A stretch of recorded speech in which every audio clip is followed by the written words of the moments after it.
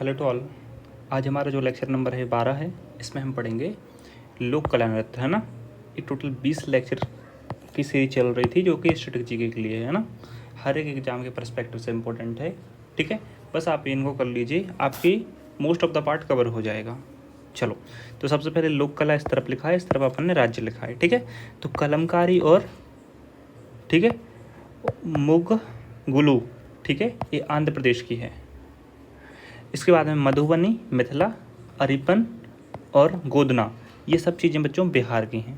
ठीक है, इसके बाद में जादोपटिया, ठीक है, और पेतकर, ये बच्चों झारखंड और बिहार दोनों में। अब सोचो झारखंड और बिहार दोनों में क्यों?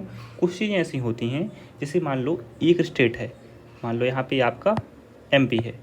ठीक है, अब इस जगह पे मान लो एमपी में कोई भी, उदाहरण के तौर पे मान लो बागेलखंड का कोई एक नृत्य है, ठीक है, या फिर मटकी डांस है, हो रहा है, तो सिंपल सी बात है, यहाँ पे अगर यूपी लग रहा है तो कुछ मात्रा में तो यहाँ पे भी कुछ लोग कर ही रहे होंगे ना परफॉर्म। ठीक है, जैसे मार्च डांस है तो वो अगर यहाँ हो रहा होगा, ठीक है, तो सीधी सी बात है यहाँ छत्तीसगढ़ में भी हो रहा होगा। ठीक है, इसलिए तो बिहार में है कुछ चीज़ें तो वो झारखंड से सटा हुआ है, तो सिंपल सी बात झारखंड में थोड़ी बहुत मात्रा में कुछ ना कुछ हो रहा होगा। इसके बाद में रंगबाली और कसौती, ये बच्चों कर्नाटक में। ठीक है, आरोप पहाड़ी, गुलेर और कांगड़ा, ये बच्चों हिमाचल में। इसलिए आपको बच्चों ये पता होना चाहिए कि कौन से राज्य से कौन सा राज्य बाउंड्री और सीमा साझा कर रहा है। ठीक है, चलो, इसके बाद में काली घाट है बच्चों, ये कोलकाता का क्या है, लोक कला है आपकी।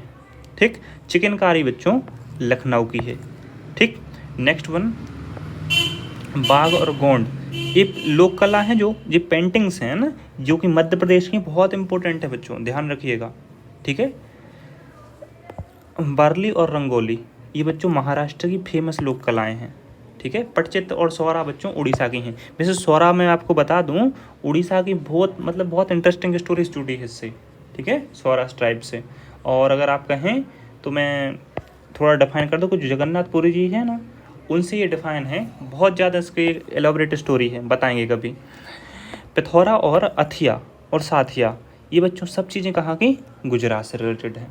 ठीक है, इसके बाद में अगर अपन बात करते हैं कि फड़ और मंडाना, लघु, कजली और मेहंदी, अगर ये आपकी लोक कलाएं हैं, ये देखो ध्यान से देखो, कजली, मेहंदी, लघु, मंडना, फड़।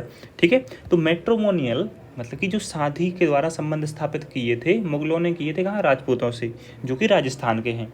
ठीक है, तो बच्चों ये आप यहाँ से कनेक्ट कर सकते हैं, मेहंदी वाला है ना, तो ये राजस्थान। नेक्स्ट वन देखो कोल्लम, ठीक है, तो तमिलनाडु। ठीक, तंजौर, ये भी बच्चों तमिलनाडु, टीएन का मतलब तमिलनाडु। ठीक है, फुलकारी, ये भी बच्चों ये पंजाब की है आपकी। ठीक है, लोक कला।